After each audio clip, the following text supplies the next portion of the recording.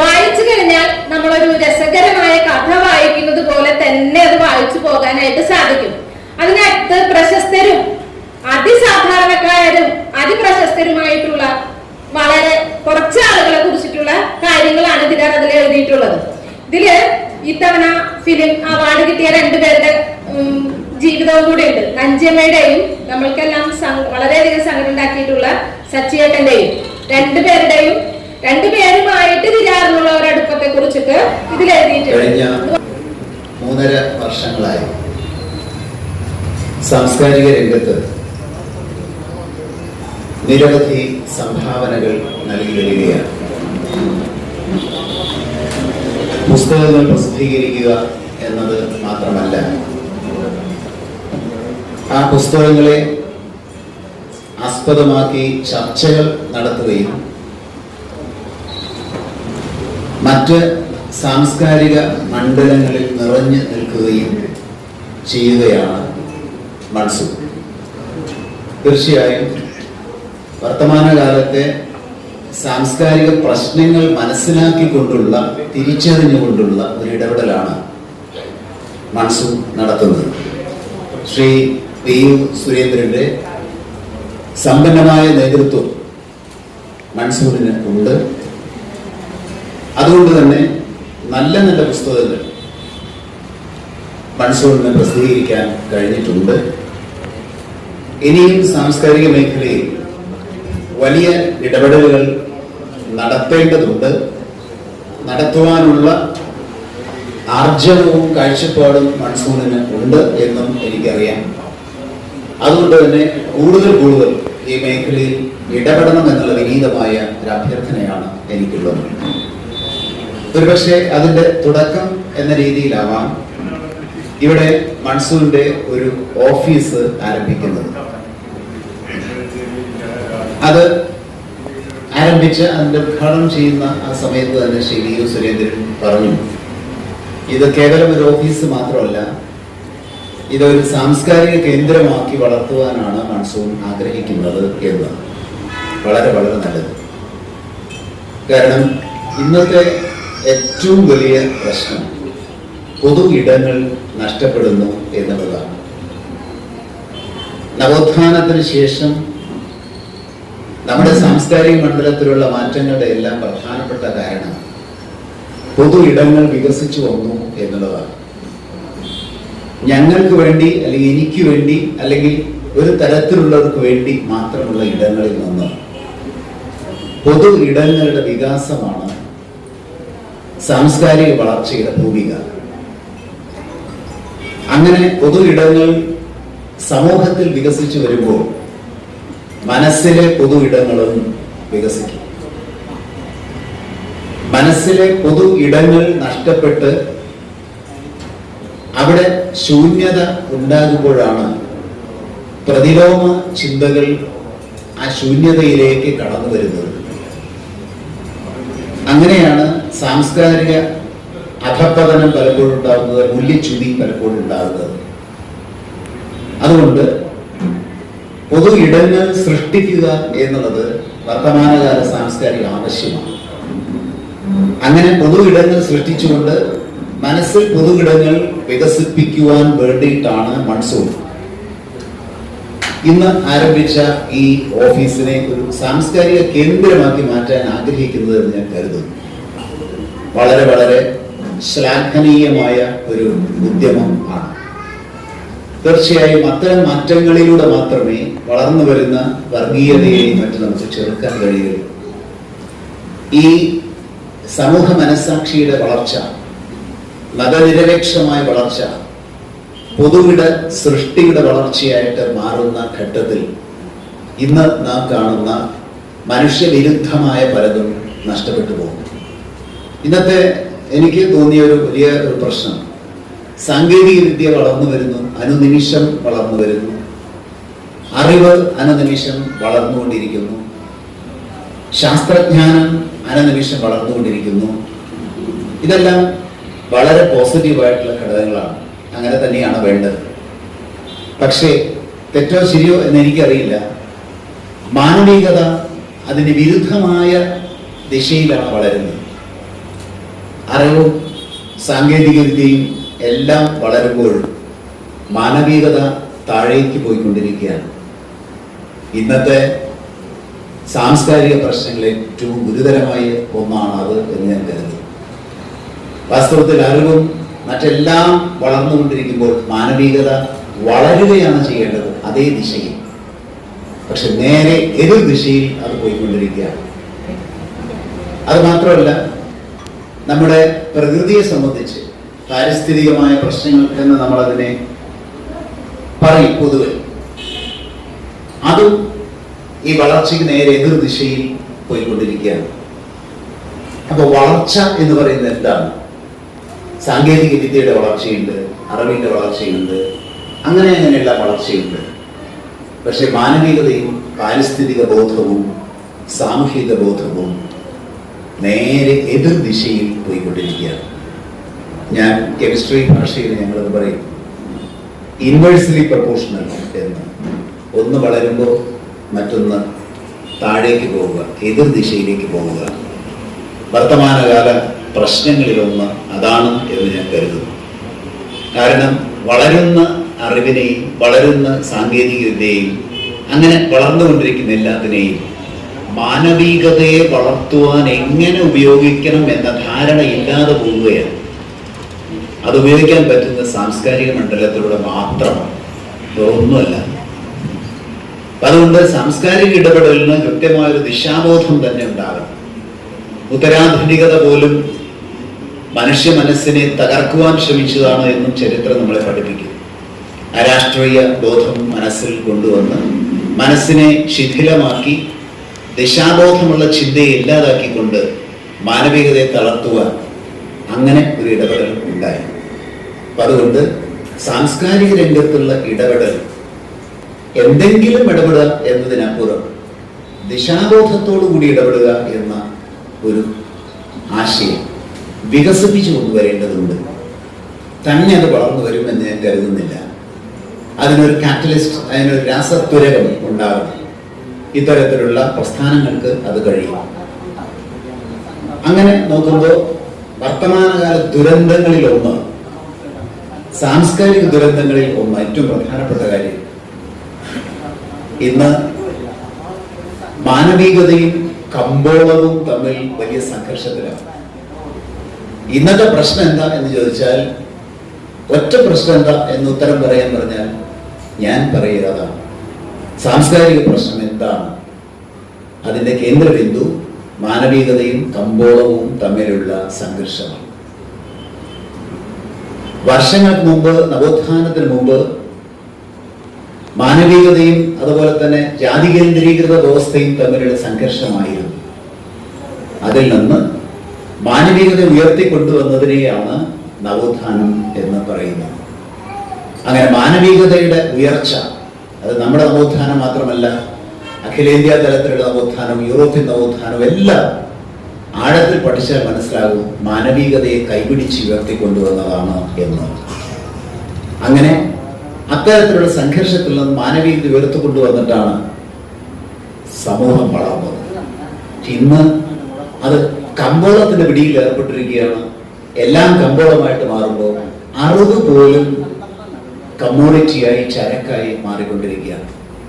അതുകൊണ്ട് നവോത്ഥാനത്തിന്റെ ഒരു ഘട്ടമാണ് എന്ന് ഞാൻ പറയാറുണ്ട്. നവോത്ഥാനം, അതായത് മാനവികതയെ വീണ്ടും കൈപിടിച്ചുയർത്തേണ്ട ഒരു അവസ്ഥ. കമ്പോളവും മാനവികതയും തമ്മിലുള്ള സംഘർഷത്തിൽ നിന്നും മാനവികതയെ ഉയർത്തിക്കൊണ്ടുവരേണ്ട ചുമതല സാംസ്കാരിക പ്രവർത്തകരിൽ നിക്ഷിപ്തമാണ്. അവരാണ് ചെയ്യേണ്ടത്, അവർക്കേ അത് കഴിയും. അതിനെയാണ് ഇന്ന് നവോത്ഥാനം എന്ന് വിളിക്കേണ്ടത്. അത്തരത്തിലൊരു നവോത്ഥാനം ഇന്ന് ഇല്ല എങ്കിൽ, ഉണ്ടായില്ല എങ്കിൽ മനുഷ്യ സമൂഹം എങ്ങോട്ട് പോകും എന്ന് നിർവചിക്കാൻ കഴിയില്ല. പരിസ്ഥിതി എങ്ങോട്ട് പോകും, ഇതൊന്നും നമുക്ക് ആലോചിക്കാൻ പോലും കഴിയില്ല. അത്തരത്തിലുള്ള വലിയൊരു ദിശാബോധം സാംസ്കാരിക പ്രവർത്തനത്തിന് ഉണ്ടാകണം. അത്തരം ഇടപെടലിനെ മറ്റൊരു ഭാഷയിൽ രാഷ്ട്രീയ ഇടപെടൽ എന്ന് പറയും. കക്ഷി രാഷ്ട്രീയമല്ല, അത് മനുഷ്യനെ സംബന്ധിച്ച ചിന്ത എന്നാണ് അതിൻ്റെ അർത്ഥം. അങ്ങനെ ഒരു ഇടപെടൽ സാംസ്കാരിക ലോകത്ത് ഉണ്ടാകേണ്ട ഒരു കാലഘട്ടമാണ് ഇത്. അതുകൊണ്ട് കമ്പോളത്തെ തകർത്ത് മാനവികതയെ ഉയർത്തുന്ന കവിതകളും കഥകളും നാടകങ്ങളും സാംസ്കാരിക ഇടപെടലുകളും എല്ലാം നടക്കണം.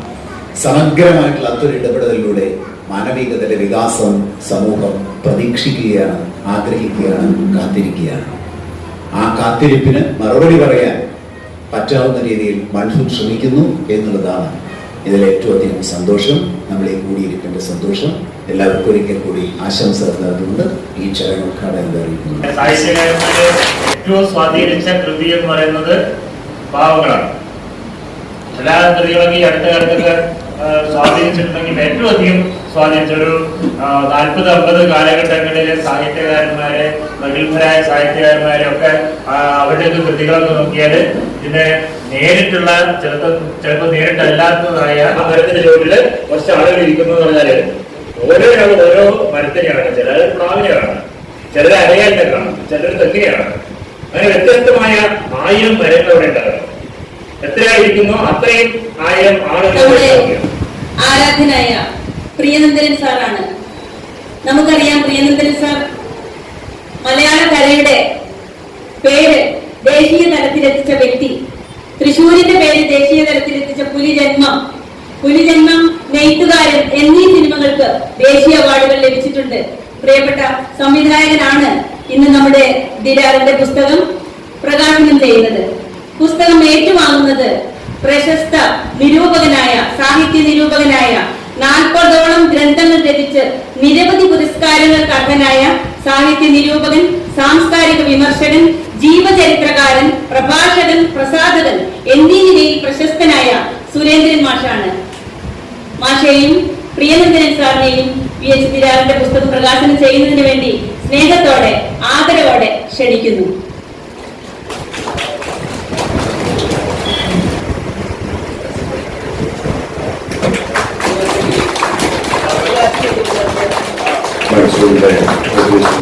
ഇവിടുത്തെ പല വീടുകളിലും സാംസ്കാരിക സഹായങ്ങൾ ഉദ്ഘാടനം ചെയ്തതാണ്.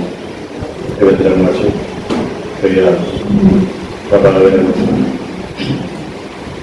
സദസ്സിനൊക്കെയുള്ള പ്രിയങ്ങളെ, ബിനാറിന്റെ പുസ്തകത്തെ കുറിച്ചിട്ട് അതിന്റെ മുഖക്കുറിപ്പ് എഴുതിയതുകൊണ്ട് ഞാൻ കൂടുതൽ പറയുന്നില്ല. അധ്യക്ഷ പറഞ്ഞതുപോലെ ഓരോ മനുഷ്യരെയും നമ്മൾ ഓരോ തരത്തിലാണ് വായിച്ചെടുക്കുക എന്ന് പറയുന്നത്. അതിന് നമ്മൾ പലപ്പോഴും വളരെ കാണാറുണ്ട്.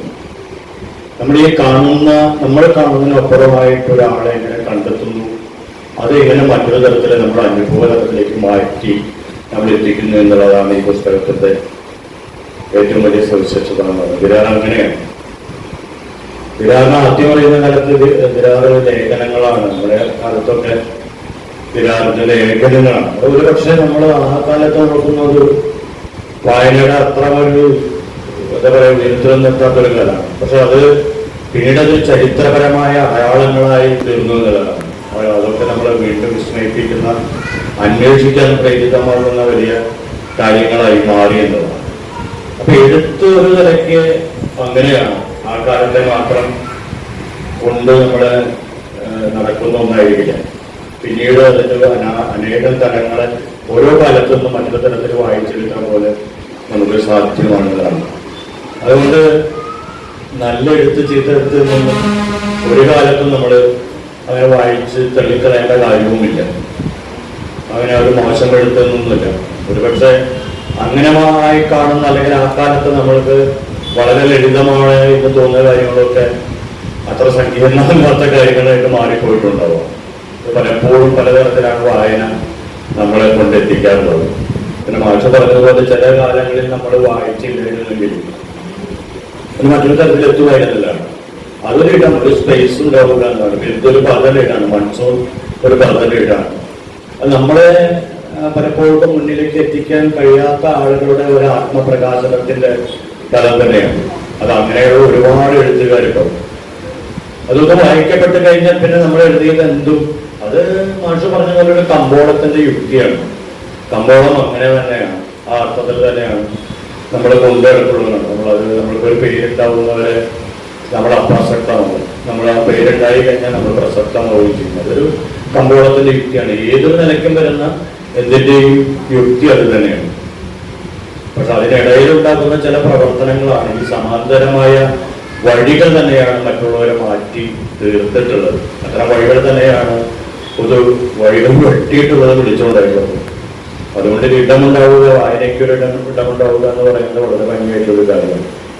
അപ്പൊ ദിനാറിനെ സംബന്ധിച്ചിടത്തോളം ദിനാറിന്റെ കവിതകളായാലും വിവിധ മേഖലകളിലേക്ക് കടന്നു പോകുന്ന ഒരാളാണ് ദിനാർ എന്ന് പറയുന്നത്. പരന്ന ഒരാളാണ്.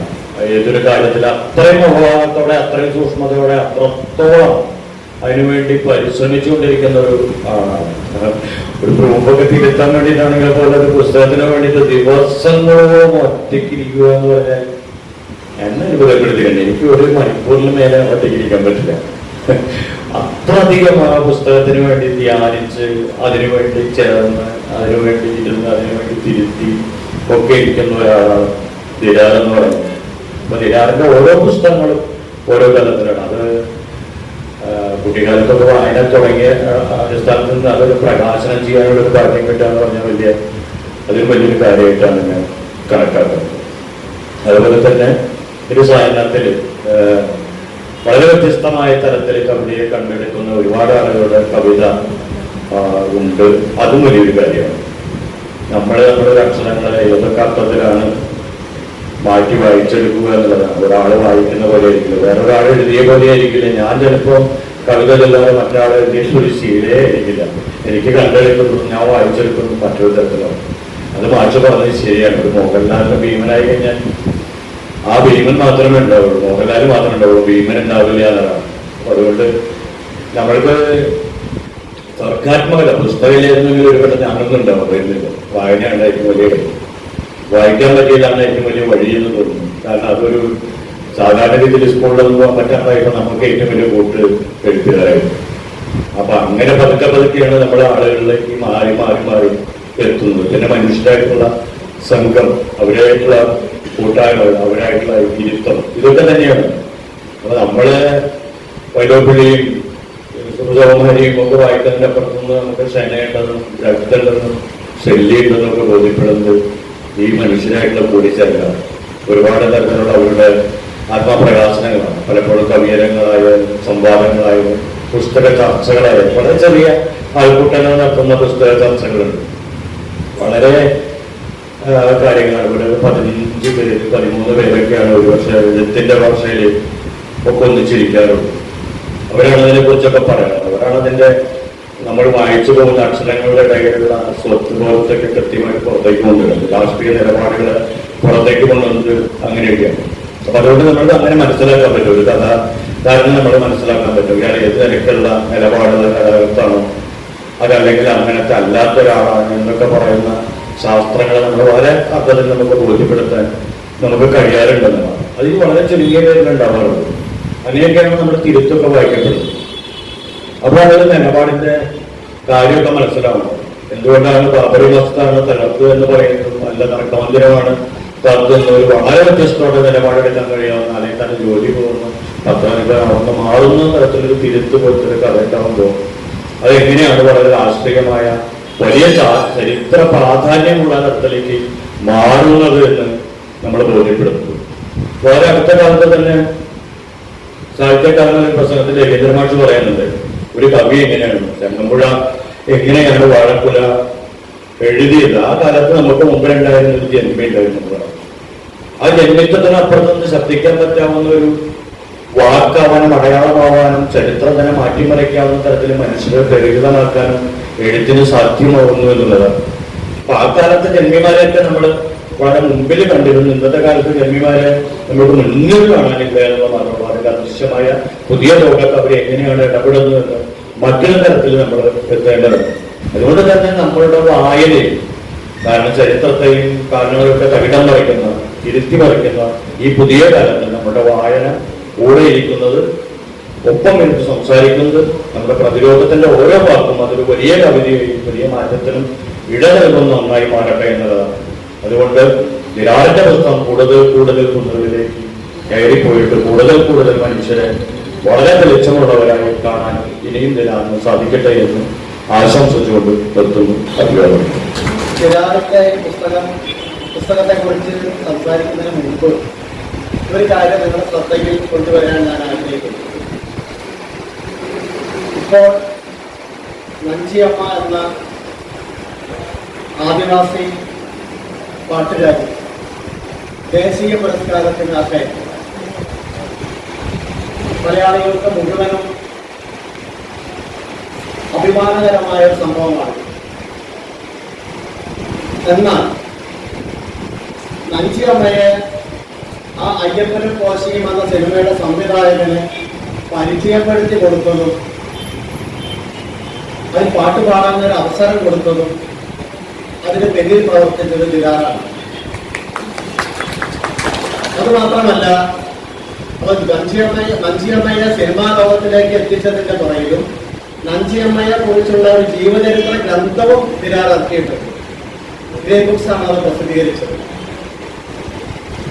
അപ്പൊ നഞ്ചിയമ്മയ്ക്ക് കിട്ടിയ ഈ ദേശീയ പുരസ്കാരം യഥാർത്ഥത്തിൽ ദിരാറിന് കൂടി അതിൽ വലിയൊരു അർഹതയുണ്ട്.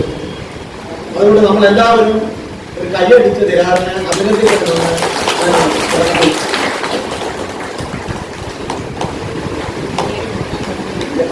രണ്ടാമത്തെ പുസ്തകത്തെ കുറിച്ച് ദിരാർ ഒരു കവിയോ തിരക്കഥാകൃത്തോ മാത്രമല്ല, വളരെ വർഷങ്ങളോളം ഈ വയനാട്ടിലെ ഉറവ് എന്ന സ്ഥാപനത്തിലും അട്ടപ്പാടിയിലെ അഹാർട്സ് എന്ന സർക്കാർ സ്ഥാപനത്തിന്റെ അസിസ്റ്റന്റ് ഡയറക്ടറായും ദിരാർ വളരെ കാലം പ്രവർത്തിച്ചിട്ടുണ്ട്. അതുകൊണ്ട് ഈ അട്ടപ്പാടിയിലെ ആദിവാസി ഗോത്രങ്ങളെ കുറിച്ചും അട്ടപ്പാടിയിലെ ജീവിതത്തെ കുറിച്ചും വളരെ ആഴത്തിൽ അറിയുന്ന ഒരാളാണ് ദിരാർ. അതുപോലെ മറ്റൊരു നാടൻ സാങ്കേതിക വിദ്യയെ അറിയുന്നതിന് വേണ്ടി പഠനങ്ങൾ നടത്തിയ ഒരാൾ. ഗവേഷണ പഠനങ്ങളിലൂടെ ഒരുപാട് ഈ മേഖലയിൽ പഠനങ്ങൾ നടത്തി 50ഓളം ഈ ഇരുമ്പ് അയൽ സംസ്കരണ കേന്ദ്രങ്ങളെ കുറിച്ച് ദിരാർ കണ്ടെത്തിയിട്ടുണ്ട്. അതിന്റെ ഭാഗമായിട്ടാണ് അദ്ദേഹം കൂത്താല നാടൻ ശാസ്ത്ര സാങ്കേതിക പാരമ്പര്യം എന്ന പുസ്തകവും ആദിവാസി ജീവിതം ഒരു സാംസ്കാരിക പഠനം നഞ്ചിയമ്മ എന്ന പാട്ടമ്മ എന്ന പുസ്തകവും എഴുതിയത്. അപ്പോൾ നാടൻ ശാസ്ത്ര സാങ്കേതിക വിദ്യയെ കുറിച്ച് പഠിക്കുന്നതിന് ദീർഘകാലം സഞ്ചരിക്കുകയും ആദിവാസി ജീവിതത്തെ അറിയുന്നതിന് അട്ടപ്പാടിയിൽ സ്ഥിരതാമസമാക്കിയ ആളെന്ന രീതിയിലും ഉള്ള അനുഭവങ്ങളാണ് ദിരാറിന്റെ ഈ പുസ്തക രചനയ്ക്കുള്ള മൂലധനം. ഇത് കാണാതെ നമുക്ക് ദിരാറിന്റെ ഈ ലേഖനത്തിലൂടെ കടക്കാനായിട്ട് സാധിക്കില്ല. കാരണം ഈ അട്ടപ്പാടിയിലെ 189 ആദിവാസി ഗോത്രങ്ങളും ദിരാറിന് പരിചയമാണ്. അവിടുത്തെ ഓരോ തരി മണ്ണും ഓരോ കാറ്റും അവിടുത്തെ ഒക്കെ ദിരാറിന് വളരെ പരിചയമാണ്. അതുകൊണ്ട് അട്ടപ്പാടിയെ കുറിച്ച് ആരെങ്കിലും ഒരു സിനിമ പിടിക്കുന്നുണ്ടെങ്കിൽ, ആരെങ്കിലും എഴുതുന്നുണ്ടെങ്കിൽ, ആരെങ്കിലും അട്ടപ്പാടിയിലേക്ക് പോകുന്നുണ്ടെങ്കിൽ അവർ ആദ്യം ബന്ധപ്പെടുക ദിരാറിനെയാണ്. കാരണം ദിരാറിന് ചേർത്ത് പെരുമ്പള്ളിശ്ശേരി, കണിമംഗലം, തൃശ്ശൂർ പോലെ തന്നെ പരിചയമുള്ള സ്ഥലമാണ് അട്ടപ്പാടി. അതുകൊണ്ട് ഇതിലെ പ്രധാനപ്പെട്ട ഈ പുസ്തകത്തിലെ ഈ കുന്നിലേക്ക് കയറിപ്പോയ ചുവടുകൾ എന്ന പുസ്തകത്തിലെ 4 ലേഖനങ്ങൾ ആദിവാസി അട്ടപ്പാടിയിലെ ആദിവാസി ജീവിതത്തെ കുറിച്ചും 2 പഠനങ്ങൾ പ്രധാനമായിട്ടും ഒന്ന് അഷറഫിനെ കുറിച്ചും ഒന്നൊരു കൊച്ചക്കനെ കുറിച്ചുമുള്ള നാടൻ സാങ്കേതിക വിദ്യയെ കുറിച്ചാണ്. അപ്പൊ അഷറഫിനെ കുറിച്ച് ഇന്നും പത്രമാധ്യമങ്ങളിൽ വളരെയധികം വന്നിട്ടുണ്ട്. ചമ്മാപ്പള്ളിയിലെ അഷറഫ് എന്ന് പറയുന്ന ആള് വളരെയധികം ഈ നാടൻ ശാസ്ത്ര സാങ്കേതിക വിദ്യ ഒരുപാട് പരീക്ഷണം നടത്തിയ ആളാണ്. അദ്ദേഹം കാറ്റാടി യന്ത്രം, അതുപോലെ താപ ലഘൂകരണ വിദ്യ, യന്ത്രസഹായമില്ലാതെ ലിഫ്റ്റ് എങ്ങനെ പ്രവർത്തിപ്പിക്കാം, ഇതൊക്കെ ഒരുപാട് ആരുടെയും സഹായമില്ലാതെ അദ്ദേഹം കണ്ടുപിടിച്ച ഗവേഷണങ്ങളാണ്. കാരണം ഇങ്ങനെ ഒരുപാട് കണ്ടുപിടുത്തങ്ങൾ നടത്തിയ അഷറഫ് ആരുടെയും ഒരു സഹായമില്ലാതെയാണ് ഇതൊക്കെ നടത്തുന്നത്. ഇത്തരം നാടൻ ശാസ്ത്ര സാങ്കേതിക വിദ്യയിൽ പരീക്ഷണം നടത്തുന്ന അഷറഫിനെ പൊതുസമൂഹത്തിന്റെ മുമ്പിൽ അവതരിപ്പിച്ചത് അതിനെക്കുറിച്ച് എഴുതിയതും അദ്ദേഹത്തെ പൊതുസമൂഹത്തിൽ പരിചയപ്പെടുത്താൻ തോമസ് ഐസക്കിനെ പോലെയുള്ള ഒരാളെ കൊണ്ടുവന്ന് ചമ്മാപ്പള്ളിയിൽ കൊണ്ടുവന്ന് അദ്ദേഹത്തിന്റെ പരീക്ഷണങ്ങൾ കാണിച്ചു കൊടുക്കാൻ തയ്യാറായതും തിരാറാണ്. കാരണം അദ്ദേഹത്തിന്റെ ഈ അടുത്ത കാലത്ത് ഇപ്പോൾ തോമസ് ഐസക്ക് വന്ന് കണ്ട അദ്ദേഹത്തിന്റെ ഒരു കണ്ടുപിടുത്തം എന്നുള്ളത് ഒരു കുളത്തിലെ വെള്ളം പൈപ്പ് വഴി എങ്ങനെ തരിശു നിലത്തിലേക്ക് എത്തിക്കാം, മോട്ടറിന്റെയോ കറന്റിന്റെയോ ഒന്നും സഹായമില്ലാതെ എങ്ങനെ ഈ വെള്ളം തരിശു നിലത്തിലേക്ക് എത്തിക്കാം എന്നുള്ളതാണ് അദ്ദേഹത്തിന്റെ കണ്ടുപിടുത്തം. ഇത് ഞാൻ നേരത്തെ പറഞ്ഞ പോലെ ആരുടെയും സഹായമില്ലാതെ ഒരു ഫോർഡ് ഫൗണ്ടേഷന്റെയോ ഒരു UGC ഫെലോഷിപ്പിന് അപേക്ഷിച്ച് കാത്തിരുന്ന് ഫണ്ട് അനുവദിക്കുമ്പോൾ ഗവേഷണം നടത്തുന്ന ആളല്ല അഷറഫ്. അദ്ദേഹം പ്രകൃതിയാണ് അദ്ദേഹത്തിന് സർവകലാശാല. അദ്ദേഹം ഈ നാടിലെ നമ്മുടെ നാട്ടിലുള്ള കൊല്ലന്മാർ, ആശാരിമാർ, നാടൻ പരമ്പരാഗത തൊഴിൽ വിദഗ്ധർ ഇവരെയൊക്കെ കണ്ട് സംസാരിച്ച് അവരുടെ തൊഴിൽ സൂക്ഷ്മമായി നിരീക്ഷിച്ചുകൊണ്ടൊക്കെയാണ് അദ്ദേഹം ഈ പഠനങ്ങൾ നടത്തുന്നത്. മറ്റൊന്ന്, ഒരു കൊച്ചക്കനെ കുറിച്ചുള്ള ലോഹ നിർമ്മാണത്തിൽ വൈദഗ്ധ്യമുള്ള കൊച്ചക്കനെ കുറിച്ചുള്ള ഒരു ലേഖനം. അത് പ്രധാനമായിട്ടും അദ്ദേഹത്തിന്റെ ഇരുമ്പയിർ സംസ്കരണവുമായി ബന്ധപ്പെട്ട ഈ പഠനങ്ങൾ കൊച്ചക്കൻ എങ്ങനെ ഇത് ഉപയോഗിക്കുന്നു എന്നുള്ളത് വളരെ വിദഗ്ധമായി കൊച്ചക്കനെ ഇതിൽ പരിചയപ്പെടുത്തുന്നുണ്ട്. ഇത് വേറെ ആർക്കും ചെയ്യാൻ പറ്റാത്ത സംഭവമാണ്. ഇതാണ് ഈ നാടൻ സാങ്കേതിക വിദ്യയെ കുറിച്ചുള്ള ദിനാറിന്റെ 2 ശ്രദ്ധേയമായ പഠനങ്ങൾ. വേറെ 4 ലേഖനങ്ങൾ ഇതിലുള്ളത് ആദിവാസി ജീവിതത്തെ കുറിച്ചാണ്. അതിലൊന്ന് പ്രധാനമായിട്ടും ഉള്ളതൊന്ന് മൊത്തമൂപ്പൻ എന്ന് പറയുന്ന ഒരാളുടെ സവിശേഷമായ ജീവിത രീതി. അത് പുസ്തകം പരിചയപ്പെടുത്തുന്ന ആള് അതിനെക്കുറിച്ച് പറയുമെന്നുള്ളതുകൊണ്ട് ഞാൻ പറയുന്നില്ല. രണ്ടാമത്തത് ഒരു മുരുകേശ് എന്ന് പറയുന്ന ഒരാൾ, രംഗരാജൻ എന്ന് പറയുന്ന ഒരു കാലത്ത് അട്ടപ്പാടി മുഴുവനും മൊട്ടക്കുന്നുകളായി മാറിയ ഒരു കാലഘട്ടത്തിൽ അട്ടപ്പാടി കുന്നുകളെ എങ്ങനെ ഹരിതവൽക്കരിക്കാം എന്നുള്ളതിന് വേണ്ടി പ്രയത്നം നടത്തിയ രംഗരാജനെ കുറിച്ച്, അതുപോലെ ഇന്ന് അട്ടപ്പാടിയിലെ ഗോത്ര ജനങ്ങൾക്ക്, ആദിവാസികൾക്ക് അവരുടെ നൃത്ത ചുവടുകളും അവരുടെ താളബോധവും സംഗീതവും കുഴൽവാദ്യവും എല്ലാം നഷ്ടപ്പെട്ടുകൊണ്ടിരിക്കുന്ന ഒരു കാലഘട്ടത്തിൽ എങ്ങനെ കുഴൽ വിളിയെ തിരിച്ചു പിടിക്കാം, എങ്ങനെ കുഴൽ നിർമ്മാണം ആരംഭിക്കും, ഇന്നത് അറിയുന്നവർ അട്ടപ്പാടിയിൽ ഇല്ല എന്നാണ് ചിലർ പറയുന്നത്. നോക്കുക എത്രമാത്രം നമ്മൾ ആപൽഘട്ടത്തിലേക്ക് എത്തിയിരിക്കുന്നു. അപ്പൊ അത് അവിടെ കുഴൽ നിർമ്മാണം നടത്തിക്കൊണ്ട് കുഴൽവിളി വീണ്ടും തിരിച്ചെടുക്കുന്നതിന് വേണ്ടി അധ്വാനിക്കുന്ന മുരുകേശ് എന്നൊരാളെ കുറിച്ച്, പിന്നെ മറ്റൊന്ന് പഴനിസ്വാമി എന്ന് പറയുന്ന അയ്യപ്പനും കോശിയും എന്ന സിനിമയിൽ അഭിനയിച്ച പഴനിസ്വാമിയുടെ ത്യാഗോച്ചരമായ ഭാഷയിൽ പറയുകയാണെങ്കിൽ തന്റെ ജീവിതത്തെ അറിഞ്ഞോ അറിയാതെയോ തൊട്ടുണർത്തിയവരെ കുറിച്ച് ഹൃദയത്തിന്റെ ഭാഷയിൽ അദ്ദേഹം രചിച്ച പുസ്തകമാണ്. ഓർമ്മയും ജീവിതവും തുന്നിച്ചേർത്ത ഈ പുസ്തകത്തിൽ ഞാൻ കണ്ടൊരു പ്രത്യേകത, ദിനാറിന്റെ ഹൃദയത്തെ സ്പർശിച്ച വ്യക്തികളുടെ ജീവിതത്തിലേക്ക് ആഴത്തിൽ പഴഞ്ഞെത്തുന്നതിനോടൊപ്പം തന്നെ അവരെ കുറിച്ചുള്ള വസ്തുതകളുമായി ബന്ധപ്പെട്ട് ഒരു പഠനം തന്നെ നടത്തി വായനക്കാർക്ക് എത്തിച്ചു തരികയാണ് ദിനാർ. 15 കുറിപ്പുകളാണ് പുസ്തകത്തിലുള്ളത്. ഇന്നത്തെ ഈ സുന്ദരം മക്ഷം ബുക്ക് എന്ന് പറയുന്ന ഒരു പ്രസാധന കൂട്ടായ്മയുടെ പ്രശസ്തിയാണ് ചൂണ്ടിക്കാണിക്കുന്നത്. ഇതുപോലൊരു വേദി ഇനി കിട്ടാനില്ല. അതുപോലെ കേരളം ചർച്ച ചെയ്യപ്പെട്ടുകൊണ്ടിരിക്കുകയാണ് ചലച്ചിത്ര അവാർഡ് കുറിച്ച്. അതിൽ നല്ലൊരു മുഖ്യ പങ്ക് വഹിച്ച ധീരാറും അദ്ദേഹം ഇവിടെ എത്തി അദ്ദേഹത്തെയും അവരെ എല്ലാം തന്നെ കാണാനും നിങ്ങൾ ഈ ആഘോഷത്തിൽ പങ്കെടുക്കാൻ കഴിഞ്ഞതിൽ എനിക്ക് അതിയായ സന്തോഷമുണ്ട്. തന്നെയല്ല, ഈ മൺസൂണിന്റെ പ്രവർത്തനങ്ങളിൽ ഞാനൊരു ഓരം ചേർന്ന് പോകുന്ന ഒരാളായി തുടരുന്നെന്നും മൺസൂണിന്റെ ഈ പ്രവർത്തനങ്ങൾ കൂടുതൽ ഉയരങ്ങളിലേക്ക് വളരെയട്ടെ എന്ന് ആശംസിച്ചുകൊണ്ട് ഞാൻ എന്റെ വാക്കുകൾ അവസാനിപ്പിക്കുന്നു. എന്നെ കേട്ട നിങ്ങൾക്ക് എല്ലാവർക്കും നന്ദി പറഞ്ഞുകൊണ്ട് ഞാൻ എന്റെ വാക്കുകൾ അവസാനിപ്പിക്കുന്നു. തിരിച്ചു അതിനു മുമ്പേ VS സുരേന്ദ്രേട്ടനായിട്ട് എനിക്കൊരു സൗഹൃദം ഉണ്ടായിരുന്നു. മൺസൂൺ ബുക്സിന്റെ ആരംഭം മുതൽ തന്നെ ഞാൻ ഇതിന്റെ ഒരു ഭാഗമായി തീർന്നിട്ടുണ്ട്. അതിന് കാരണക്കാരും ഇതിന്റെ പ്രവർത്തകർ തന്നെയാണ്. VS ദിനാരനെ പോലുള്ള ആളുകൾ, സുരേന്ദ്രനെ പോലുള്ള ആളുകൾ, ചേനത്തിനെ പോലുള്ള ആളുകൾ, ഇതിന്റെ ഊർജ്ജസ്വലമായ പ്രവർത്തകര് ഇതിന്റെ പിന്നിലുണ്ട്. അവരാണ് നമ്മൾ ഇതിന്റെ കൂടെ നിർത്തുന്നത്. ഞാൻ എങ്ങനെയും നിന്നാണ് വരുന്നത്, കുറച്ച് അകലെന്നാണ് വരുന്നത്. ആദ്യമായിട്ട് അവർക്ക് നന്ദി പറയുന്നു. ഒപ്പം മൺസൂൺ ബുക്സിന്റെ 100 കൊല്ലം എന്ന് പറയുന്നത് പ്രസാധകരെ സംബന്ധിച്ചുള്ള ചെറിയൊരു കാലമായിട്ട് ഞാൻ കാണുന്നില്ല. അത്രയും മത്സരമുള്ളൊരു മേഖലയാണ്. ഒരു പുസ്തക പ്രസാധകന് പിടിച്ചു നിൽക്കുക എന്നുള്ളത് വലിയ ബുദ്ധിമുട്ടുള്ള ഒരു കാര്യമാണ്. അത് അവര് വളരെ വിജയകരമായിട്ട് മുന്നോട്ട് പോയിക്കൊണ്ടിരിക്കുന്ന ഈ സമയത്ത് അവർക്ക് എല്ലാ ഭാവുകങ്ങളും അദ്ദേഹം ഒരു ചെറിയ ഒരു പുസ്തക ചന്ത അവിടെ ആരംഭിച്ചിരുന്നു. ഞാൻ TV കൊച്ചുമാവിയും ഒക്കെ അത് കാണാൻ പോയിട്ടുണ്ട്. അപ്പൊ അന്ന് അവിടെ കുറെ ഇസ്ലാമിക പ്രസിദ്ധീകരണങ്ങൾ ലത്തീൻ അമേരിക്കൻ രാജ്യങ്ങളിൽ നിന്നും ഇസ്ലാമിക രാജ്യങ്ങളിൽ നിന്നും ഒക്കെയുള്ള ഈ മധ്യഭൂമദേശത്തു നിന്നുമൊക്കെയുള്ള ചില പ്രസാധകരുടെ വളരെ തുച്ഛമായ ചില പുസ്തകങ്ങളുടെ ഒരു പ്രദർശനശാലയായിരുന്നു അന്നത്. ആകെ മലയാളത്തിൽ അവിടെ ഉണ്ടായിരുന്നത് അന്ന് കോഴിക്കോട് നിന്നുള്ള ഒരു ഇസ്ലാമിക് പ്രസിദ്ധീകരണത്തിന്റെ കുറച്ച് പുസ്തകങ്ങളാണ്.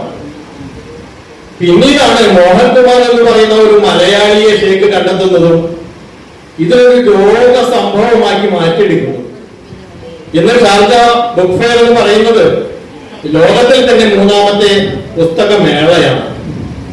ഫ്രാങ്ക്ഫർട്ടിലൊക്കെ പോയി മോഹൻലാൽ കുമാറിന്റെ കൂടെ പോയി ഷേക്ക് ഇതെല്ലാം പഠിച്ച് വളരെ ഭംഗിയായിട്ട് നടത്തിക്കൊണ്ട് പോവാം. ഇവിടെ നിന്നൊക്കെ ഗൾഫിൽ വരുന്ന എഴുത്തുകാര് തന്റെ ഒരു പുസ്തകം ഇവിടെ പുനഃപ്രകാശനം ചെയ്യണമെന്ന് അങ്ങോട്ട് ആവശ്യപ്പെടുന്നുണ്ട്. സത്യമല്ല, അവിടുത്തെ പ്രകാശന ചടങ്ങുകളൊക്കെ അതും ഗോളാണ്, വളരെ കൃത്രിമമായ വേദികളാണ്. പക്ഷെ നമ്മുടെ എഴുത്തുകാർക്ക് അത് മനസ്സിലായിട്ടാന്ന് തോന്നുന്നു. തന്നെയല്ല, ഈ പുസ്തക മേളയുടെ ഒരു വലിയ പരാജയം എന്ന് പറയുന്നത്, അല്ലെങ്കിൽ അതിന്റെ ഒരു ദുരന്തം എന്ന് പറയുന്നത്, മലയാളികളായ പ്രവാസികൾ എല്ലാവരും എഴുത്തുകാരായി മാറി എന്നുള്ളതാണ്. ഓരോ പുസ്തകമേളയ്ക്ക് മുമ്പും പുസ്തകം ഇരുന്ന് എഴുതുന്ന ഒരവസ്ഥ വന്നു. അങ്ങനെ ഗുണനിലവാരമില്ലാത്ത പുസ്തകങ്ങൾ കൊണ്ട് ഈ മേളയിലെ സ്റ്റാളുകൾ നിറയാൻ തുടങ്ങി. മലയാളികളായ DC ബുക്സ് ആണ് അവിടുത്തെ മലയാളികളുടെ പ്രാതിനിധ്യം വഹിക്കുന്ന പ്രസാധകൻ. അദ്ദേഹത്തിന്റെ കീഴിലാണ് മറ്റു പ്രസാധകരൊക്കെ അണിനിരക്കുന്നത്. വലിയൊരു സമ്പാദ്യം അവിടെ നിന്ന് അവർക്ക് കിട്ടുന്നുണ്ട്. ഏത് കൊടിമൂത്ത പ്രസാധകനും പ്രവാസികളുടെ ഈ നിലവാരമില്ലാത്ത ഒരു കൃതിയെങ്കിലും പ്രസിദ്ധീകരിക്കണമെന്ന് ആഗ്രഹിക്കുന്നുണ്ടോ? അതാണ് ഏറ്റവും വലിയ തമാശ. ഇതിന്റെ കാരണം എന്താണെന്ന് വെച്ചാൽ, ആ എഴുത്തുകാരൻ ഒരു 10-500 പേരെ എങ്ങനെയെങ്കിലും സംഘടിപ്പിച്ച് ഈ മേളയിലെത്തിക്കും. 1000 പുസ്തകമെങ്കിലും ഭംഗിയായിട്ട് ചെലവാകും. ഇതാണ് അതിന്റെ ലക്ഷ്യം.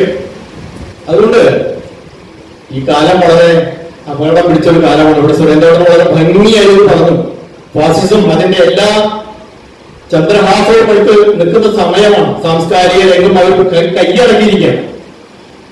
വാക്ക് എഴുത്തോണിന്റെ കഴുത്ത് ഗോവിന്ദൻ പണ്ട് ചോദിച്ചെങ്കിൽ അടിയന്തരാവസ്ഥ കാലത്താണ്. അത് അതിനേക്കാളൊക്കെ രൂക്ഷമായി ചോദിക്കേണ്ട കാലമാണ്. വാക്ക് കേൾക്കുമ്പോൾ പാർലമെന്റിലെ നിരോധനം വന്നിട്ടുള്ളൂ. കുറച്ച് കഴിഞ്ഞാൽ അത് സമസ്ത മേഖലയിൽ പെടും.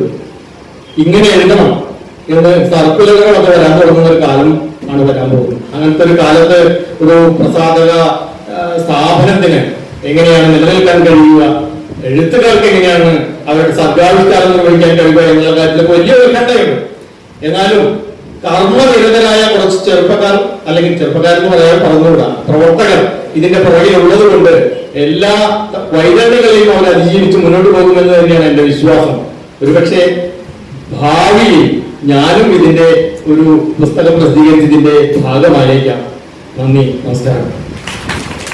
മലയാളികൾ കേന്ദ്രം ഈ പ്രദേശത്ത് ഒരു പൊതുപ്രവർത്തകരും ഇതിന്റെ പൊതു സംരംഭത്തിന് നയിക്കുന്ന ഒരാളാണെന്നുള്ളത് ഞങ്ങളുടെ കുറുക്കഞ്ചേരിയും വലിയാലത്തും ഒരു സാംസ്കാരിക കേന്ദ്രമായി വളർന്നു വരുന്നു എന്നൊരു സ്വകാര്യ അഹങ്കാരവും ഈ സമയത്ത് നമ്മളോടൊപ്പം പങ്കുവയ്ക്കുകയാണ്. ഇതൊരു പ്രസാദകരം മാത്രമാവാതെ ഈ ചെറിയ സ്ഥലം ഒരു സാംസ്കാരിക ചർച്ചയ്ക്കും വരാൻ പോകുന്ന കാലങ്ങളിലെ സമരത്തിന് മൂർച്ച കൂട്ടുന്ന ഒരു ആയുധവുമായി തീരാൻ നമ്മുടെ പ്രദേശത്തിന് കഴിയേണ്ടതുണ്ട് എന്നാണ് എനിക്ക് അവസരത്തിൽ പറയാനുള്ളത്. ഭാഷ പറഞ്ഞ മാനവികതയും സുരേന്ദ്ര ഭാഷ പറഞ്ഞ വിശേഷങ്ങളും എല്ലാം നമ്മളെടുത്താൽ വരാൻ പോകുന്ന കാലങ്ങളിൽ ഇതുപോലെ കൂട്ടമായി ഇരുന്ന് പല തട്ടുകളല്ലാതെ ഒറ്റത്തട്ടായി മനുഷ്യൻ എന്ന് പറയുന്ന തലത്തിലേക്ക് മാത്രം ഒതുങ്ങിച്ചേർന്ന് നമുക്ക് നമ്മളെ തിരിച്ചറിയാൻ പറ്റാവുന്ന ഒരു കാലഘട്ടം വളർത്തിയെടുക്കുവാൻ അതിന് കഴിയുന്ന തലത്തിലേക്ക് എതിർത്ത് വരുന്ന ഫാസിസം വരുന്ന കാലഘട്ടത്തിലാണ് ഈ സാംസ്കാരിക സ്ഥാപനം വളർന്നു വരുന്നത്. ഇത് അതിന്റെ മൂർധന്യത്തിൽ എത്താവുന്ന തലത്തിലേക്ക് നമുക്ക് ഒരുമിച്ച് ഈ പ്രസ്ഥാനത്തിന് വളർത്തിയെടുക്കാൻ നമ്മൾ ഒരുമിച്ചുണ്ടാകണം. അതിനൊരുമിച്ച് കൂട്ടായി പ്രവർത്തിക്കാം എന്ന് മാത്രം ആഗ്രഹിച്ചുകൊണ്ട്, അതിന് കഴിയട്ടെ എന്ന് മാത്രം ആഗ്രഹിച്ചുകൊണ്ട് ഞാൻ നിർത്തുകയാണ്. പ്രിയമുള്ളവരെ, നന്ദി. വളരെ സന്തോഷം തോന്നുന്നു. എനിക്കറിയാവുന്ന എൻ്റെ സുഹൃത്തുക്കളാണ് ഇതിന്റെ പിന്നിൽ പ്രവർത്തിക്കുന്നത്. ഇത്രയും നല്ലൊരു സദസ്, സാംസ്കാരിക രംഗത്തിനോട് താല്പര്യം പുലർത്തുന്ന, അതിനെ പ്രണയിക്കുന്ന, അതിനോട് കൂട്ടുപുലർത്തുന്ന കുറെ ആളുകൾ ഒന്നിച്ച് ചേർന്നത് തന്നെ അതിന്റെ പിന്നില് പി ആർ ചേർന്നും സുരേന്ദ്രനൊക്കെ ഉണ്ട്. എന്തായാലും ഈ പ്രസാദനം നടത്തുന്ന ആളുകൾ നാളെ നമ്മുടെ നാടിനും മൊത്തത്തിൽ എല്ലാവർക്കും വേണ്ടിയിട്ട് നല്ല നല്ല ലേഖനങ്ങളും കഥകളും സാഹിത്യങ്ങളൊക്കെ അത് പ്രസാദനം ചെയ്യുന്നതിലേക്ക് കൂടി കൂടുതൽ ശ്രദ്ധ ചെലുത്തണം എന്ന് കൂടി പറഞ്ഞുകൊണ്ട് എല്ലാവിധ ആശംസകളും. വ്യക്തിപരമായി നമ്മുടെ ജീവിതത്തിലൂടെ കടന്നു പോകുന്ന മനുഷ്യരെ കുറച്ചുകൂടി സൂക്ഷ്മമായി കാണാൻ ശ്രമിച്ചതിന്റെ ഫലമാണ് ആ പുസ്തകം. സാധാരണക്കാരായ മനുഷ്യരിൽ അസാധാരണക്കാരുണ്ട് എന്ന്, അറിയപ്പെടാത്ത പ്രശസ്തിയില്ലാത്ത മനുഷ്യരിൽ നല്ല ഉൾക്കാമ്പ് ഉള്ള അനുഭവ ചരിത്രം ഉണ്ട് എന്നും സ്വാനുഭവങ്ങളിലൂടെ മനസ്സിലാക്കിയതിന്റെ ഫലമാണ് ആ പുസ്തകം. അതിൽ എഴുതപ്പെട്ട ആളുകളിൽ വളരെ കുറച്ചുപേര് മാത്രമേ പ്രശസ്തരായിട്ടുള്ളൂ. അപ്പൊ സച്ചി നേരത്തെ പലരും പരാമർശിച്ചു. സച്ചി എന്ന വളരെ നല്ല സുഹൃത്തായിരുന്നു. വളരെ ചെറിയ കാലം കൊണ്ട് വളരെ ദീപ്തമായ സൗഹൃദം സമ്മാനിച്ച ഒരു മനുഷ്യൻ. വ്യക്തിപരമായിട്ട് സമൂഹത്തിന്, സിനിമാ മേഖലയ്ക്ക് ഒരു വലിയ നഷ്ടമാണ് അദ്ദേഹത്തിന്റെ അകാലത്തിലുള്ള വിയോഗം. വ്യക്തിപരമായിട്ട് എനിക്ക് ഒരു നഷ്ടമാണ്. എൻ്റെ ഒരു സ്ക്രിപ്റ്റ് വളരെയധികം അദ്ദേഹത്തിന് ഇഷ്ടപ്പെടുകയും അത് വേണ്ടി ഒരു പ്രൊഡ്യൂസറെ സംഘടിപ്പിച്ച് തരും എന്ന് എനിക്ക് ഉറപ്പു തരികയും ഒക്കെ ചെയ്ത ഒരാളാണ്. ആ സിനിമ ഏറ്റവും വലിയ വിജയമായിരുന്ന സമയത്ത് അത് തിയേറ്ററിൽ നിറഞ്ഞ് കളിച്ചുകൊണ്ടിരുന്ന കാലത്ത് ആണ് അദ്ദേഹം നമുക്ക് നഷ്ടപ്പെടുന്ന. ഒരു ദേശീയ അവാർഡ്, 4 ദേശീയ അവാർഡുണ്ട് ആ സിനിമയ്ക്ക്. പിന്നെ വളരെ വലിയ സന്തോഷം, നഞ്ചമ്മയെ പോലുള്ള ഒരാളെ അട്ടപ്പാടിയുടെ മലമടക്കുകളിൽ വളരെ അദൃശ്യമായി കഴിഞ്ഞിരുന്ന ഒരാൾക്ക് അങ്ങനെ ഒരു വലിയ ലോകത്തിലേക്ക് ഒരു തുറസ് നൽകാൻ ആ സിനിമയ്ക്ക് സാധിച്ചു. അതുകൊണ്ട് അത് അട്ടപ്പാടിക്ക് നൽകിയിട്ടുള്ള ഒരു വലിയ പുരസ്കാരമാണ്, ആദിവാസിക്ക് നൽകിയിട്ടുള്ള ഒരു വലിയ പുരസ്കാരമാണ് എന്ന് ഞാൻ വിശ്വസിക്കുന്നു. അങ്ങനെയുള്ളവരുടെ ജീവിതത്തിലൂടെ കടന്നു പോകാൻ കഴിഞ്ഞതിൽ അവരൊറ്റ സന്തോഷവും എനിക്കുണ്ട്. പിന്നെ പഴനിസ്വാമിയെ കുറിച്ച് പറഞ്ഞു. സിനിമാമോഹമുള്ള ആയിരക്കണക്കിന് മനുഷ്യര് ഉണ്ട്. ഒരു ആദിവാസി പയ്യന്റെ സിനിമാമോഹത്തിന്റെ ഒപ്പം നിൽക്കാൻ തോന്നിയത് കൊണ്ടാണ് പഴനിസ്വാമിയെ കുറിച്ച് അങ്ങനെ കുറിപ്പോകുന്നതും. പഴനിസ്വാമിക്ക് വളരെ നല്ലൊരു ക്യാരക്ടർ അയ്യപ്പനും കോശിയും സിനിമയിൽ ഫൈസൽ എന്ന് പറയുന്ന ഒരു ക്യാരക്ടർ വേഷം തന്നെ സച്ചിൻ നൽകി. നമുക്ക് സിനിമ ലോകമായിട്ട് ബന്ധമുള്ളവർക്ക് അറിയാം, ഒരിക്കലും ഒരു വലിയ ആർട്ടിസ്റ്റിന്റെ കൂടെ സിനിമയെ കുറിച്ച് അക്ഷരാഭ്യാസമില്ലാത്ത ഒരു പുതുമുഖത്തെ കൊണ്ടു നിർത്തില്ല. പൃഥ്വിരാജിന്റെ കോമ്പിനേഷനിലാണ് സച്ചി ഈ പഴനിസ്വാമി എന്ന ഒരു ആദിവാസി പയ്യനെ കൊണ്ടു നിർത്തിയത്. അത് ആ സെറ്റിലെല്ലാം തന്നെ വളരെ അതൃപ്തി ഉണ്ടായിരുന്നു ഇങ്ങനെ സച്ചി ചെയ്തു. പക്ഷെ സച്ചി വളരെ കർക്കശമായി ഒരു ആദിവാസി യുവാവിന്റെ സ്വപ്നങ്ങൾക്കൊപ്പം വെക്കാനുള്ള ഒരു സന്മനസ് കാട്ടി ആ സിനിമ. അപ്പൊ അതുകൊണ്ട് കുറച്ച് നല്ല വാർത്തകളുണ്ടായി.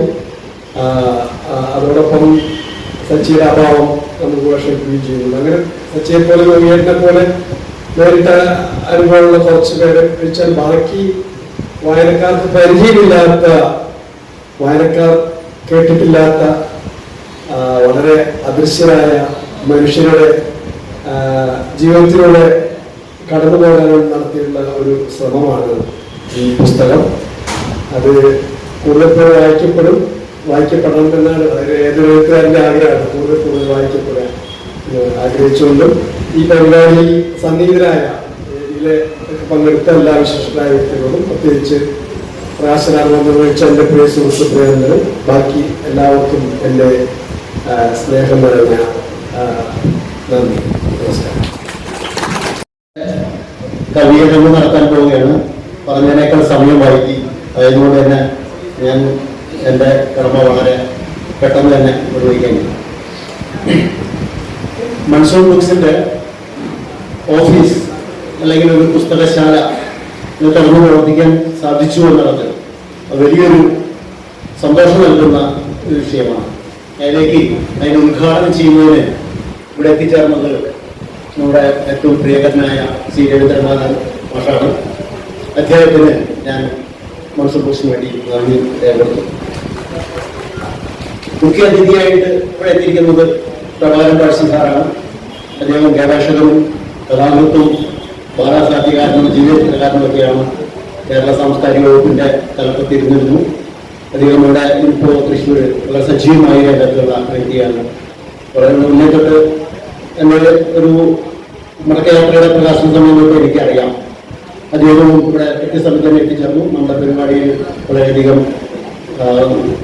സന്തോഷത്തോടെ പങ്കെടുത്തു. അദ്ദേഹത്തിന് നന്ദി രേഖപ്പെടുത്തുന്നു.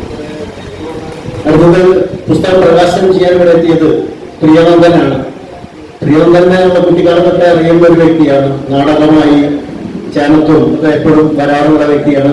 ഞങ്ങളുടെ സുഹൃത്തുക്കളാണ്. അദ്ദേഹത്തിനും ഞാൻ ഈ വേദിയിൽ നന്ദി പറയുകയാണ്.